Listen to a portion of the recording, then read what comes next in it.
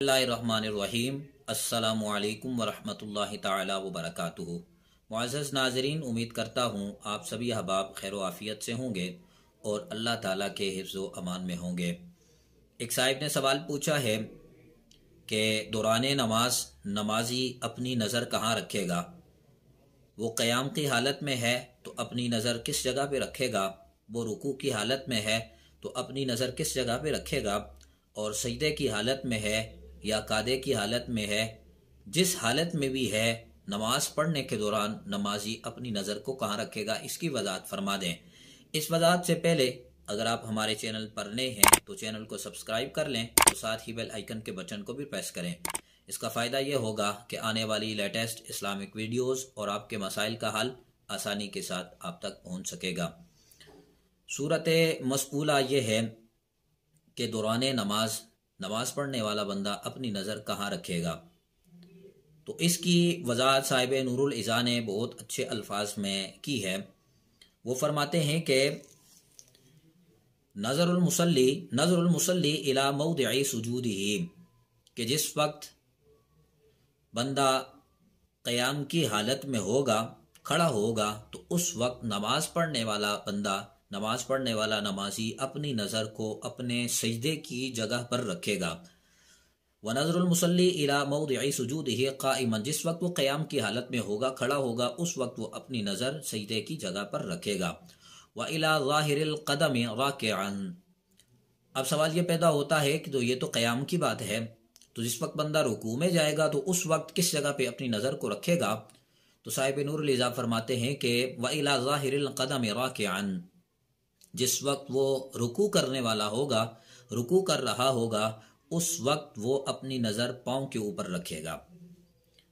फिर सवाल ये पैदा होता है कि क़याम की हालत में भी हो गया, रुकू की हालत में भी हो गया, अब सजदे की हालत में अपनी नज़र को किस जगह पे रखा जाए। ये दो सूरतें तो ये थी कि इसमें बिल्कुल बंदा क़याम की हालत में भी ये ज़रूरी है और रुकू की हालत में भी ये ज़रूरी है। सजदे की हालत में किसी चीज़ पे नज़र रखना तो इंसान के लिए मुमकिन नहीं है और मुश्किल है। तो साहिब नूरुल इज़ा फरमाते हैं कि व इला अर्निबते अनफिही साजिदन, जिस वक्त वो सजदा कर रहा होगा उस वक्त वो अपनी नज़र को नाक के किनारे पर रखेगा। इससे यह भी बात पता चलती है कि दौरान सजदा अपनी आंखों को बंद नहीं करना है, आंखें खुली रखनी है।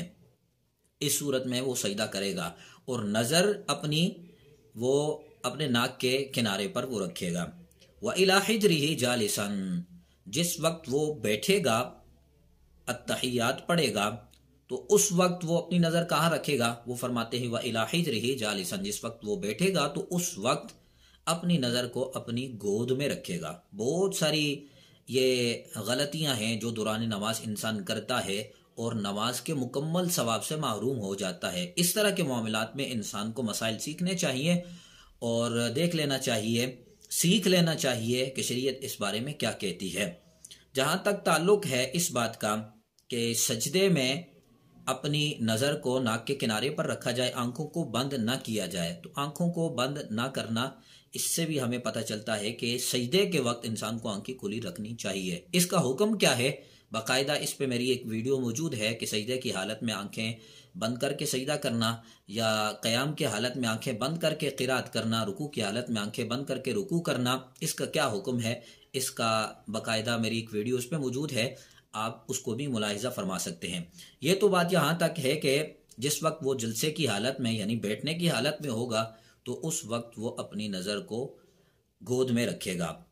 व इलल मनकबैने मुसल्लिमन, जिस वक्त वो सलाम फेर रहा होगा उस वक्त नमाजी, ये सबसे बड़ी गलती है जो सारे अहबाब करते हैं दौरान नमाज। बहुत सारे लोग ये गलती करते हैं, उनको ये सोचना चाहिए। और नमाज तो इंसान पढ़ने के लिए मस्जिद में भी जाता है, घर में भी नमाज पढ़ता है, कोशिश भी करता है, लेकिन अगर नमाज के मुकम्मल सवाब से महरूम हो जाए तो इससे इंसान को बचना चाहिए।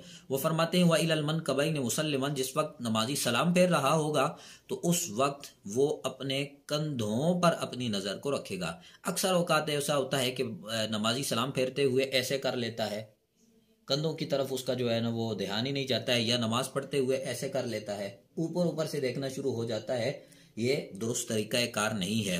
وَإِلَى الْمَنْكَبَيْنِ مسلماً سلام پھیرتے ہوئے نمازی کی نظر اس کے کندھوں پر ہونی چاہیے۔ دائیں طرف اگر وہ پھیرے گا تو ایسے کندھے پہ اس کی نظر ہونی چاہیے، بائیں طرف اگر وہ سلام پھیرتا ہے تو ایسے کندھے پہ اس کی نظر ہونی چاہیے، اس سے ادھر ادھر نہیں ہونی چاہیے، کیونکہ اگر کوئی بندہ ان ساری چیزوں میں غفلت کرے گا، غفلت برتے گا، تو اس کو کامل اس کا ثواب نہیں ملے گا۔